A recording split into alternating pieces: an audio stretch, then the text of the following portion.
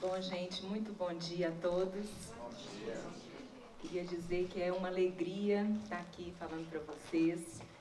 Gratidão ao Projeto Ser Mais pelo convite. E dizer também que voltar a essa casa, para mim, é algo muito significativo, porque foi aqui que eu comecei e foi aqui que eu tive as minhas primeiras conquistas. Então, eu me sinto muito grata e me sinto feliz de estar aqui de volta. Eu espero que aos poucos todos possam ir se sentindo da mesma forma. Em primeiro lugar, eu queria fazer uns combinados com vocês. O que eu vim falar, eu não tenho a pretensão de trazer uma verdade absoluta para ninguém. Eu vim trazer ideias para que vocês possam refletir. E aquilo que vocês acharem que não tem nada a ver com o que vocês pensam, eu só peço uma coisa: guarda ali no mosaico. Deixa num cantinho, porque às vezes no desenvolvimento da fala, você pega aquele pedacinho ali, encaixa e vai fazer sentido. E se você tiver descartado, ele não tem como linkar com aquilo que foi dito depois. Então deixa no mosaico e uma hora você pode vir a trazer. E uma outra coisa que eu quero combinar é que você encha aí o seu colega do lado, cada vez que ele estiver esvaziando. Então, põe o dedinho aí do lado do colega e enche. Vão lá, põe o dedinho, todo mundo enchendo, para que a gente possa estar bem energizado para começar. Olha só, o tema que eu trouxe hoje é mudanças de atitude para alcançar o sucesso.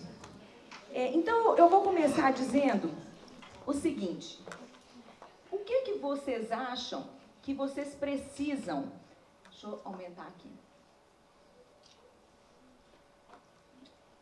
O que vocês precisam? O que precisa mudar para vocês serem mais felizes, para vocês terem mais sucesso? O que vocês acham que precisa de mudar?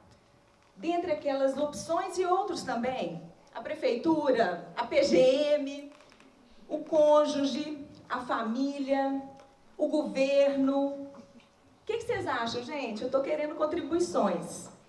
O que vocês acham que precisa mudar para que a vida de vocês também mudem? Para que vocês se sintam mais felizes, mais realizados? Alguém arrisca? Isso mesmo. Isso mesmo. Quem é que conhece alguém que fala assim: olha, se a prefeitura, né, vamos falar de prefeitura porque nós estamos aqui, se a prefeitura me pagar esse curso para mim, eu vou fazer. E mesmo que eles pagarem, tem gente que fala assim, mesmo que pague, eu vou pensar se eu vou fazer, se eu vou querer. Vocês conhecem gente que fala isso? Quando a gente fala isso, eu estou dizendo que o meu filho vai ter um colégio melhor se a prefeitura investir em mim. Eu estou dizendo que eu vou crescer profissionalmente se a prefeitura investir em mim. Eu estou dizendo que a minha família vai ter uma vida melhor se a prefeitura investir em mim. E a verdade é que meu filho vai ter uma escola melhor, meu filho deve ter férias em julho, porque eu construí isso. E não porque alguém investiu em mim. Quando eu coloco na mão do outro a responsabilidade sobre o meu sucesso, sobre a minha vida, eu não estou sendo autorresponsável. Por quê? Porque quem vai construir a minha vida, quem vai construir o meu futuro, sou eu e mais ninguém. Eu sou o único responsável pela vida que eu tenho levado. Seja ela boa ou ruim, mas sou eu. Porque é muito fácil, gente, a gente colocar a vida da gente na mão do outro e depois falar que ele errou. Mas aí vocês podem me perguntar, mas Daniela, meu marido é um cafajeste, eu tive doença séria, o meu filho, ele é terrível, é tudo culpa minha? Eu não diria culpa, é responsabilidade sua sim. E aí nós vamos entender o porquê. tudo está nas nossas mãos. Toda a responsabilidade por tudo que nos acontece está aqui, nas nossas mãos. Então, no primeiro momento, isso pode até ser um pouco assustador, mas tudo que acontece na minha vida é responsabilidade minha. Se as coisas não estão tão bem, a gente fala assim, nossa Senhora. Mas, por outro lado, é maravilhoso. Por quê? Porque se eu construir este resultado, eu também posso mudá-lo. E ter a vida da gente na nossa mão é o melhor que nós podemos fazer. Porque só nós podemos verdadeiramente identificar e mudar aquilo que precisa ser mudado. Então, autorresponsabilidade é a certeza absoluta de que você é o único responsável pela vida que tem levado. E por isso é o único que poderá mudá-la. E aí, a gente fica às vezes confundindo situações corriqueiras, comuns no cotidiano, com algo normal. Então, aquela história do pai que chega à noite, depois do dia de trabalho, chega em casa e entra em casa, o filho está jogando videogame, ali ele fica, oi pai, passa, tromba com a filha que está no celular, ela fala, pai, não enxerga? E vai entrando para dentro de casa, a mulher olha para o marido e fala, trouxe o pão? Aí não dá maior entrevista, ele vai jantar sozinho, cada um fazendo as suas tarefas, depois vai para a sala com as contas para ver qual conta que ele vai conseguir pagar, e cada um fazendo as suas coisas. À noite, chega o horário de dormir, ele vai para o quarto, a esposa está lá, ele liga a televisão, fica assistindo TV, perde sono, não troca uma ideia com a esposa, e aí ele pensa, né, diante de tudo que está acontecendo, ele fala assim, não, mas adolescente é assim mesmo, né? Hoje em dia eles só ligam para jogo, para celular. Gente, isso pode ser comum, mas não é normal. Né? O normal é ele chegar e abraçar o pai na hora que o pai chega de um dia de trabalho. Né? A mulher cruza com o marido no corredor, só pergunta pelo pão. Isso é comum, mas isso não é normal. E aí, a gente precisa de começar a identificar e saber separar o que é comum daquilo que é normal. Essas coisas, elas não são normais. A situação normal é você chegar, beijar sua esposa, olhar no olho dela, saber como foi o seu dia de trabalho, é abraçar o seu filho, como que foi a escola, é na hora de jantar, sentar todos juntos para jantar, ter um momento em família. Isso é normal. A gente tem sido bombardeado com informações, né, pela televisão, pelos jornais de toda ordem, fazendo com que a gente abaixe o nosso padrão de expectativa em relação à vida. Por quê? Porque o que a gente vê nos jornais?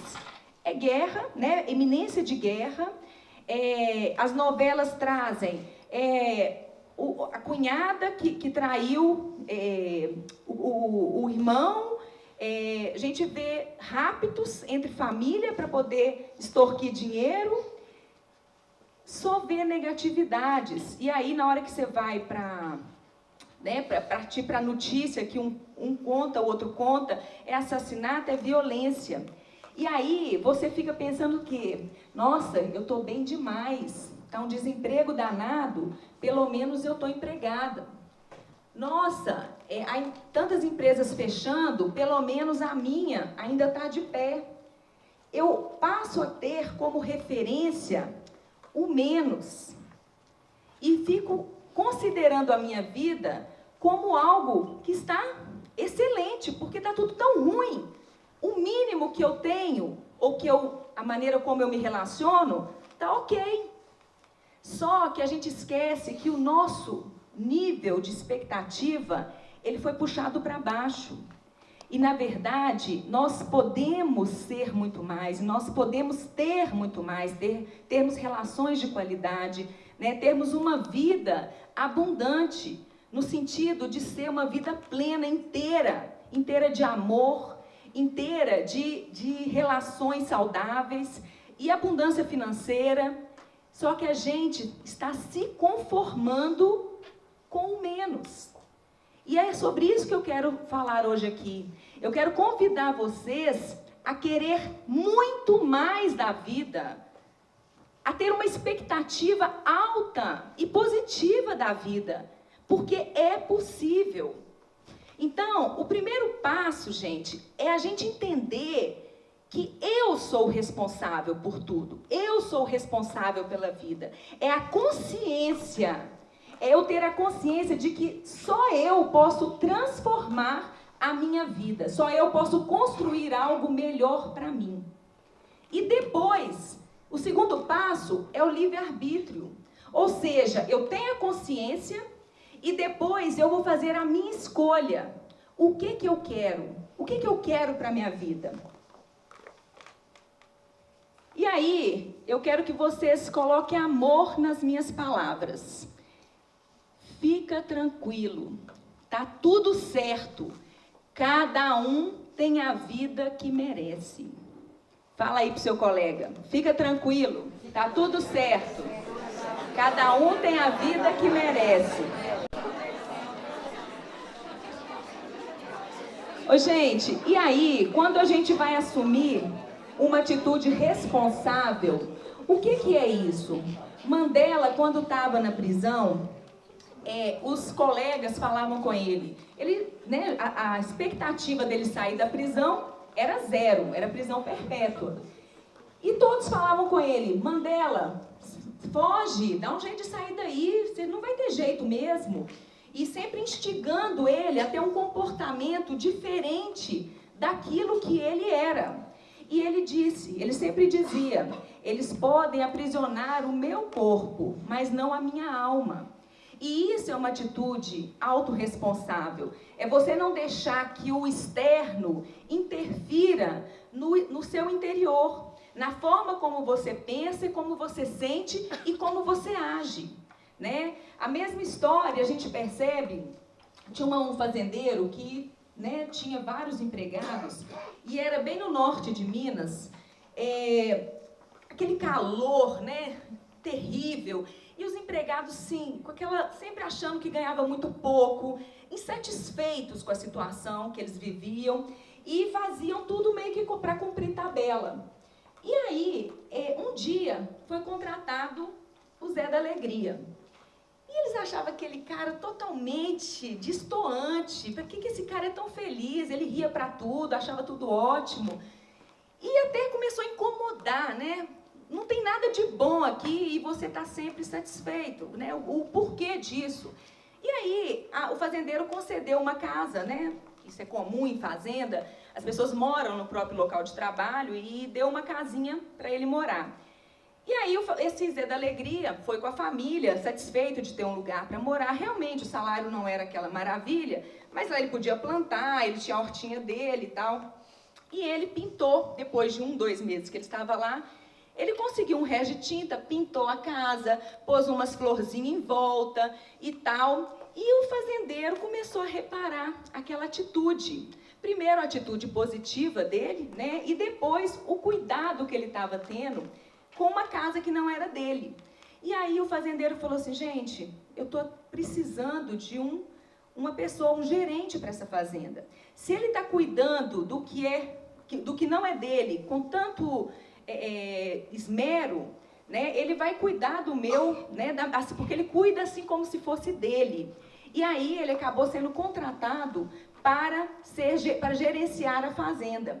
Então, as atitudes autorresponsáveis, elas primeiro nos promovem sempre a uma situação mais favorável para nós mesmos. Então, a gente precisa de estar muito firme nesse conceito e nessa ideia de que só nós podemos construir ou destruir a nossa vida a partir da postura que nós adotamos frente a ela e frente às adversidades.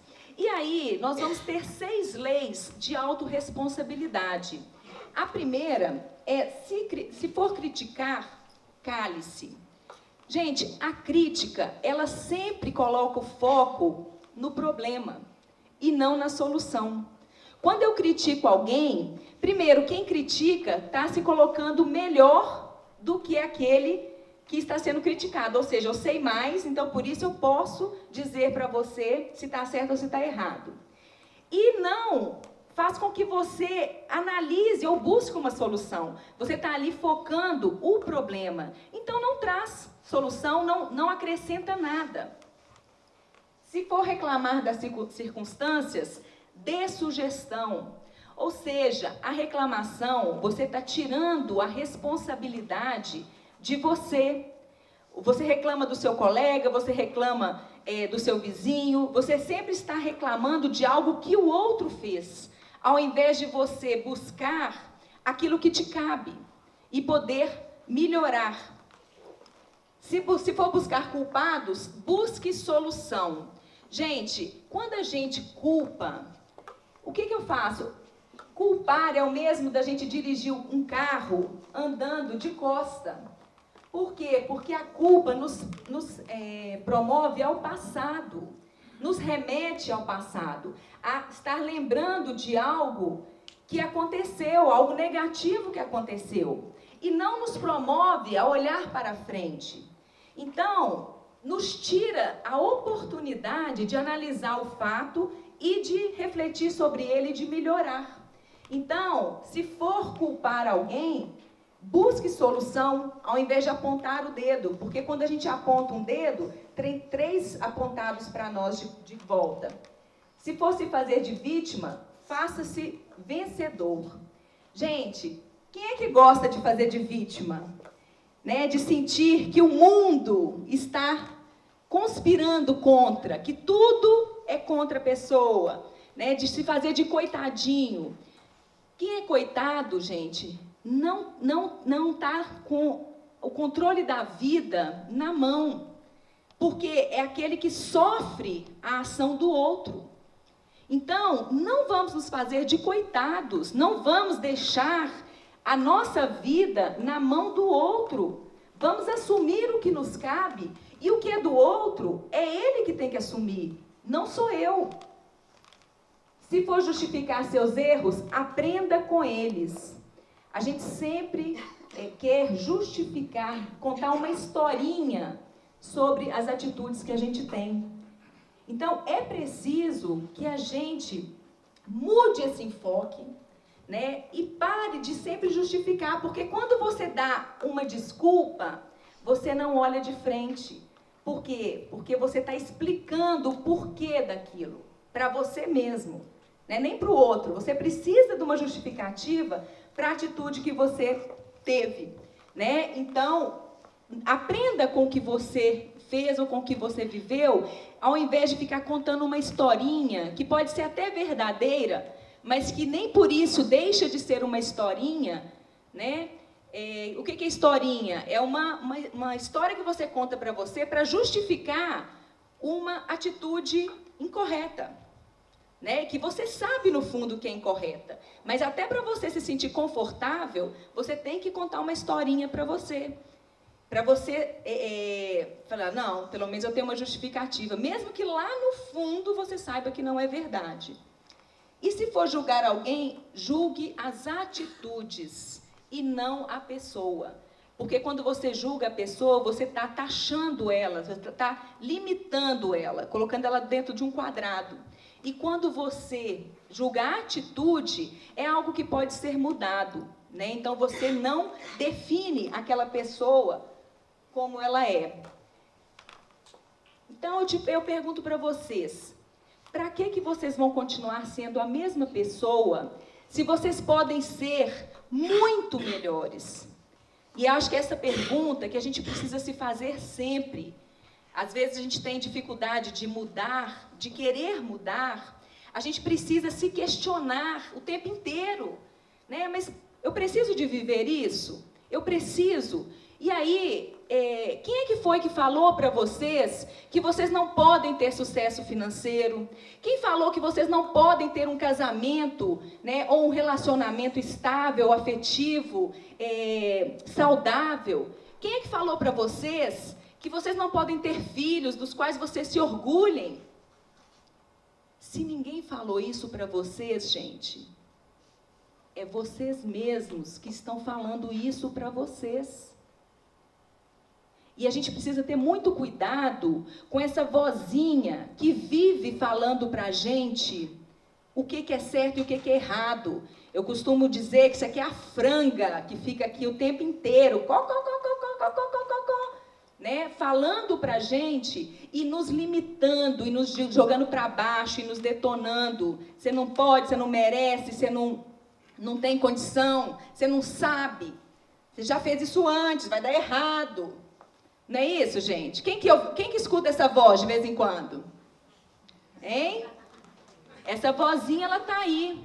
E é isso que a gente precisa de entender, que muitas vezes somos nós, ou na maioria das vezes, quem limita a nossa vida somos nós mesmos. E a comunicação, que é o que eu quero trazer para vocês, é a chave da mudança. É a chave para a gente poder transformar toda a nossa vida. E eu quero dizer uma coisa, gente. Nós funcionamos a partir das nossas crenças. O que acontece? Tudo que vocês viram, que vocês ouviram e que vocês sentiram na infância, repetidamente, ou sob um forte impacto emocional, o que aconteceu? Gravou aqui dentro. Tudo o que vocês viram, ouviram e sentiram, seja na infância ou ao longo da vida, repetidamente, ou sob um forte impacto emocional, ficou registrado.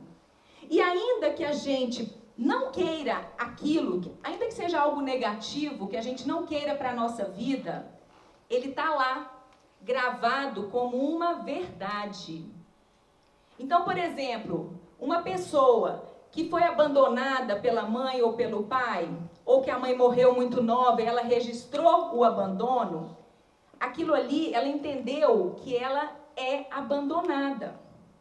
Na vida adulta, essa pessoa, mesmo que ela encontre, né, um companheiro, ela faz de tudo para ficar livre dele. Por quê? Porque a crença dela é de abandono. Então, ela racionalmente, ela quer o quê? Ela quer ser feliz com alguém. Eu queria tanto ter um relacionamento estável, eu queria tanto ser feliz, ter um companheiro. Racionalmente, ela entende tudo e ela quer isso. Mas, emocionalmente, o que acontece? Ela faz de tudo para confirmar a crença. A mente dela se conforma de jeito que ela confirme a crença. Gente, se nós acreditamos no 5, se a nossa crença é 5, quando eu estou no 4, o que eu faço? Eu luto, eu me viro, eu corro, eu me esforço, eu faço o que eu tiver de fazer para chegar no 5. Mas se eu estou no 6, eu dou um jeitinho de perder o que eu já consegui para chegar no 5. E aí explica por que às vezes a dificuldade de se manter com um corpo saudável, no peso que você gostaria. Porque lá dentro, a minha crença é uma, né? A crença é de quê? Aí cada caso é um caso, mas às vezes uma crença de desamor. E aí você conseguiu, você se esforçou, você estava com objetivo, meta, tal, chegou lá no 5, a sua meta é 5, né? Você chegou lá no 4, porque a sua crença que é 5. Você chegou no peso ideal. Mas você não mudou a sua crença.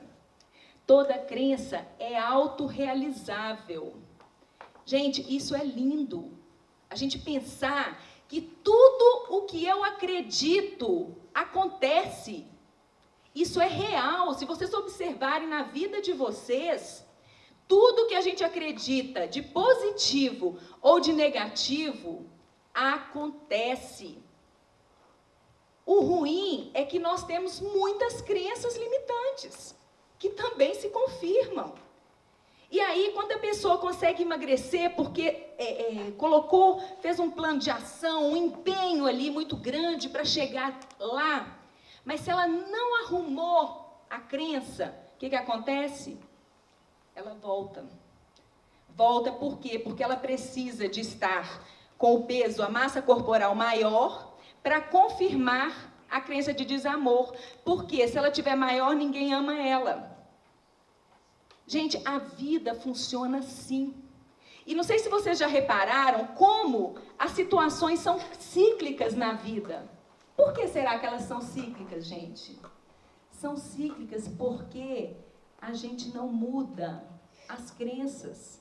E o tempo inteiro a gente vai confirmando e vai passando os mesmos problemas, troca de marido, né? E é o mesmo marido, muda só de nome, mas a sua crença é a mesma. Então você vai atrair o mesmo tipo de pessoa, você vai buscar esse tipo de pessoa para a sua vida, porque você acredita nisso.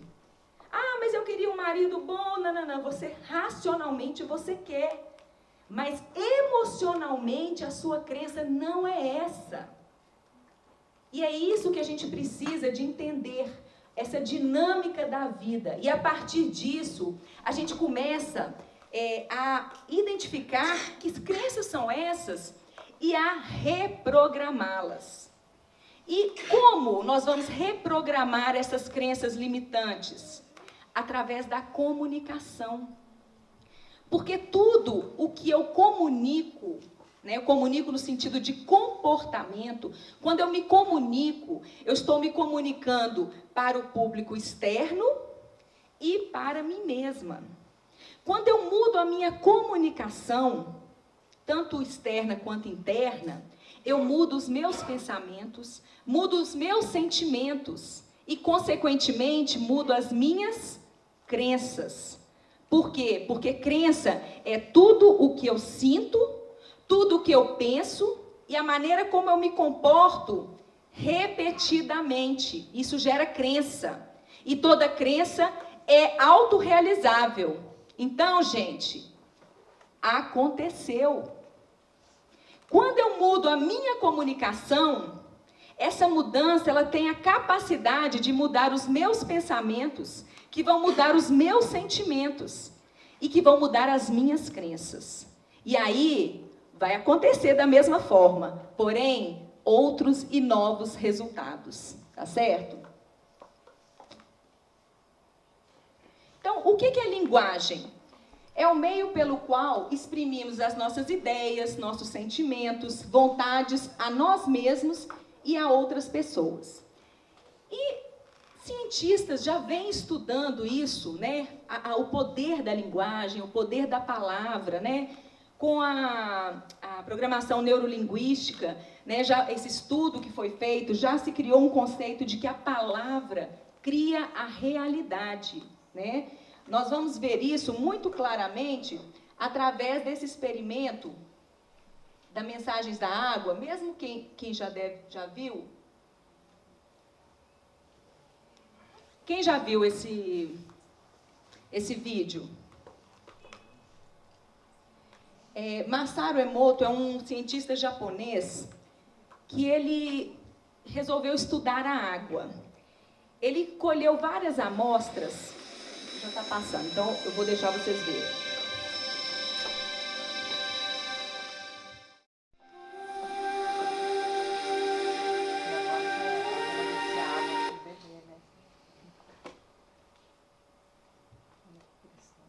Só porque o nosso tempo está meio corrido.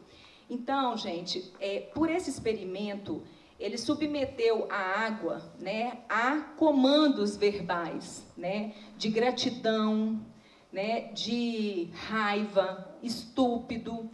E a palavra escrita ou verbal, ela teve o condão de transformar a matéria. Ou seja, Quando se falava palavras positivas, as moléculas de água se organizavam em cristais de água bonitos, uniformes, claros, e mediante um comando negativo, as moléculas elas ficavam disformes e escuras.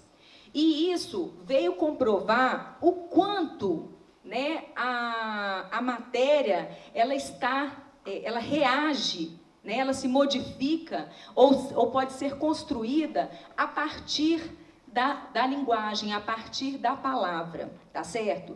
E se a gente pensar que o nosso organismo tem 70% água, eu pergunto para vocês, qual o tipo de molécula de água você quer que esteja dentro do seu organismo? Quais os comandos verbais você tem dado para você e para o outro? O que você tem conversado com você? O que você fala com você quando está sozinho?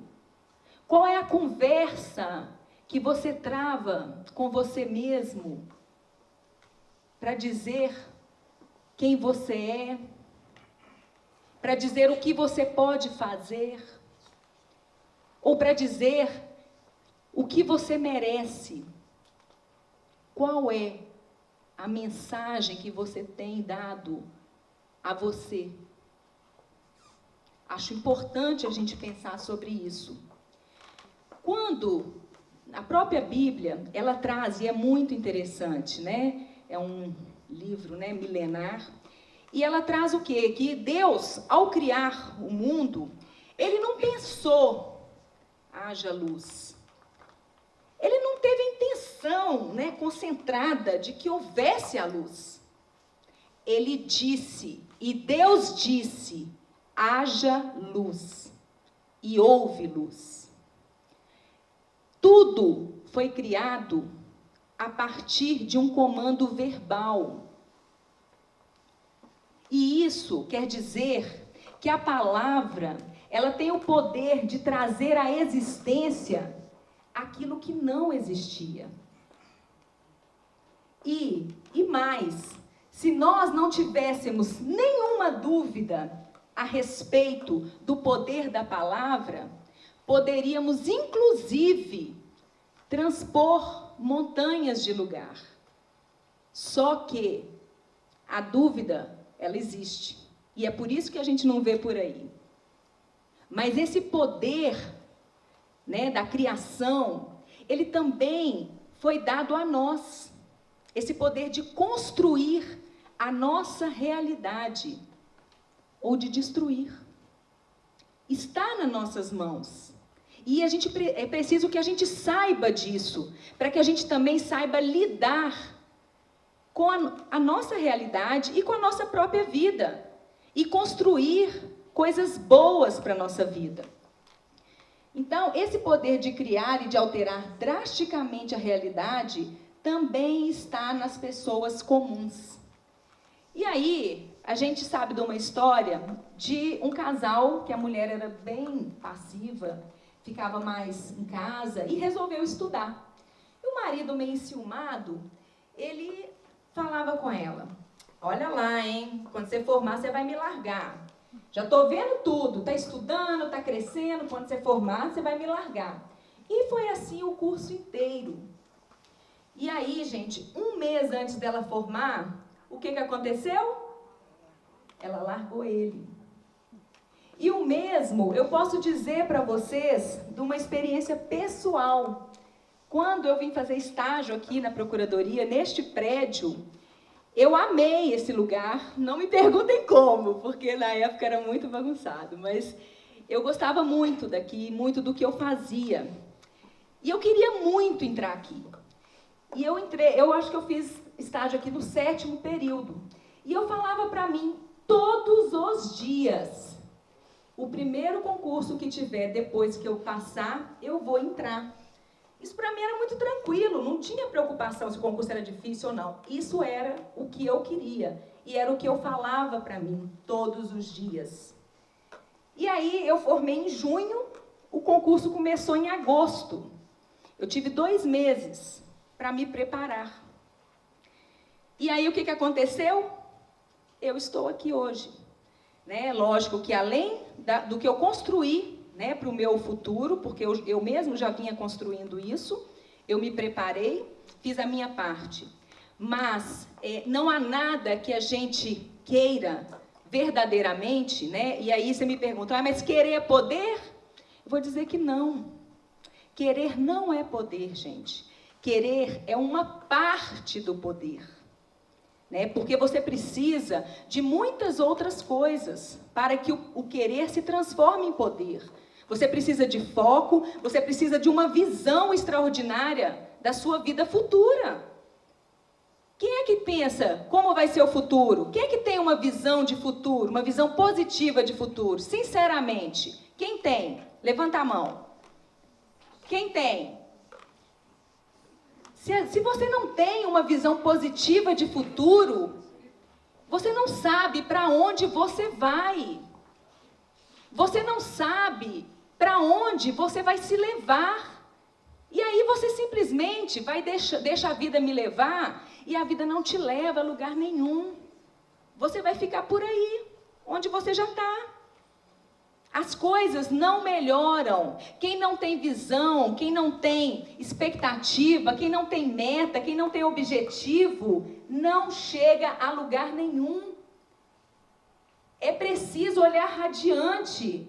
É lógico que a gente não pode ficar só com foco no futuro, porque o lugar de construir é o presente. Acontece que tem gente que está com 80% da energia no passado. Lembrando como que era bom, ou num saudosismo, né, de que não volta mais, ou na culpa e na tristeza de algo que aconteceu. E aí, quando ele olha para o futuro, ele fala assim, poxa, não vê nada de bom. Por quê? Porque as experiências que ele teve não foram positivas. E aí ele fica, maior parte da energia no passado, um pouco de energia no futuro, mas uma visão negativa e com nenhuma energia no presente. E aí ele caminha, gente. Ele vai chegar em algum lugar. E tem gente que fica com maior parte da energia no futuro. Nossa, quando eu tiver isso? Quando eu alcançar isso? Será que vai dar certo? Será que eu vou conseguir? E não foca no presente. E a gente sabe que o presente é o lugar onde eu construo. Se eu não construir aqui, a minha visão positiva, ela não alcança, ela não vai se concretizar, porque eu não estou fazendo nada. Então, gente, foco é poder. Né? Então, o querer é uma parte do poder. Então, a gente precisa de ter isso muito forte. É preciso várias outras ações e outras atitudes positivas diante da vida, para que aquilo que eu decidir, que eu quero, realmente aconteça.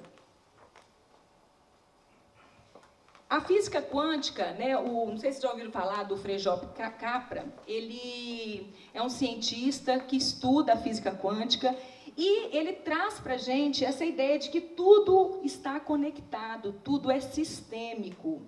O que eu penso, falo e sinto cria uma realidade ao meu redor. Nós criamos nossa realidade de acordo com aquilo que nós comunicamos para nós mesmos. Aquilo que eu digo para mim, que eu sou, que eu faço e que eu mereço, é exatamente quem eu sou. Gente, nós somos o resultado da média das nossas palavras. E aí você vai me dizer, vai me falar, mas será que minhas palavras são boas? Eu vou dizer para você, olha para a sua vida e vê se ela está boa. Se ela está boa, é porque as suas palavras são boas. Se ela não está, é preciso mudar, é preciso melhorar essa comunicação.